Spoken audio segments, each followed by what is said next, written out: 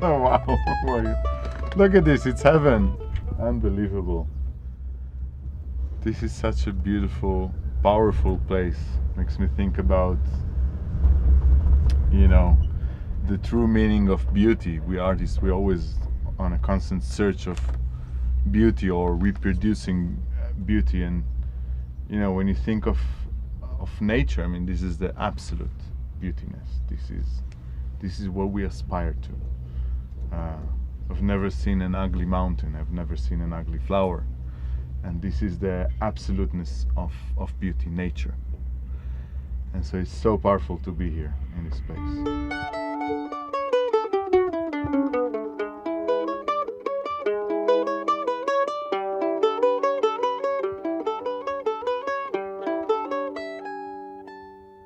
It was a coincidence, like all great stuff in life.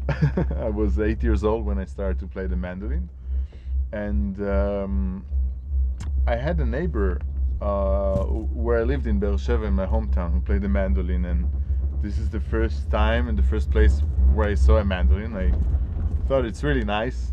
I guess it was the high pitch and the measures of it, which is always very kind of friendly to kids, and I wanted to play it as well. So I just asked my parents if I could do that after school, and they said sure, why not. And I never thought it would become a profession back then, but here we are.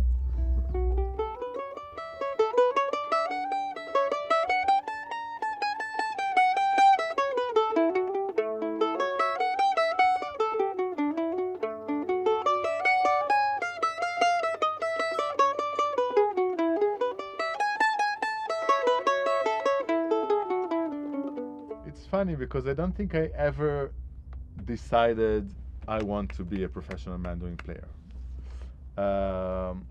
The fact is that there were no examples that I grew up with of professional mandolin players. If I was a pianist or violinist, probably I would be aspired or inspired by Menuhin, for example, or Yasha Hefetz, or Isaac Stern, or Perlman, or Zuckerman, or all the great violinists that came after, kind of playing the same repertoire, going to the same competitions, doing the same stuff. As a mandolin player, there was no example of someone who did it professionally that I could look up to, and so it wasn't an option really. I played the mandolin. I knew I was good at it. I mean, the teachers keep saying that I'm good at it, and so they kept sending me to competitions, and I went to these competitions, and I got the first prizes. And so my teacher says, "Oh, if you win this competition, you should go to the music academy, and there I won more competitions." And then the teachers there told me, then you have to play some concerts and go abroad and study further and so on. So kind of life led me to a position where I was, I guess, 22 years old, and I was already having some concerts and my first album and kind of the beginning of a career. And then I said, like, okay, enough. I'm a musician. This is what I have to do. This is what I came to do.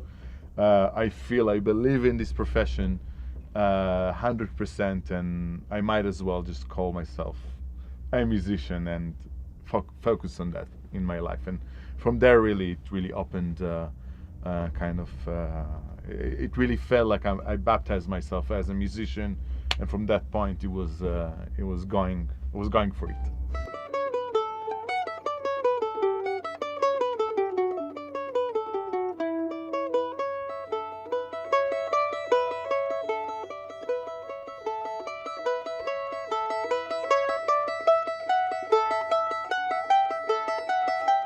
They were worried, of course, that at the age where all my friends were going to university and getting a profession, learning a profession, they carefully asked. They never were against the idea.